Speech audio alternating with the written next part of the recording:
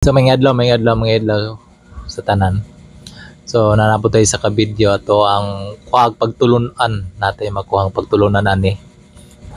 Gamay ra ni short nga video lang niya akong nakuha, na-capture dito ato nami gyadto sa buntod kuyog ang sa atong mga estudyante.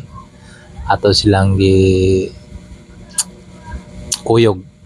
So mo ra video tanawa na.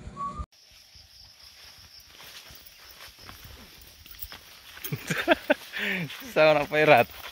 Gubong ka dia.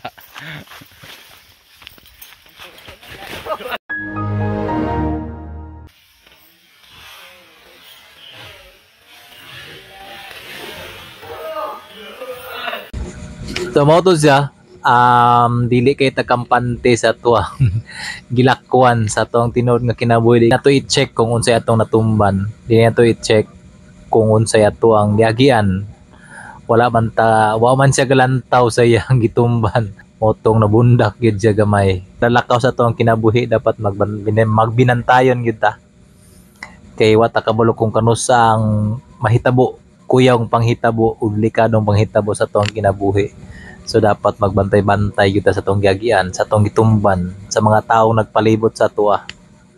Ato gyud na siyang tanawon kung wala ba ta nakapasakit, wala ba ta nakasala sa atong isig ka tawo, makadisgrasya baka sa ato ang paglakaw sa atong kinabuhi. So mo nang magbinantayon labi na karon nga panahon, magbantay-bantay kita si pirmi. Tanang estudyante nagkuyog sa ato sa atong ipakita ang atuang life experience sa tinuod nga kinabuhi, atong i-share sila sa atong mga naagian nga dili gid siya lalim, dili siya sayon. Sa to siyang gipang tagaan og mga pagtulunan ang atong mga estudyante nga nagkuyog sa ato.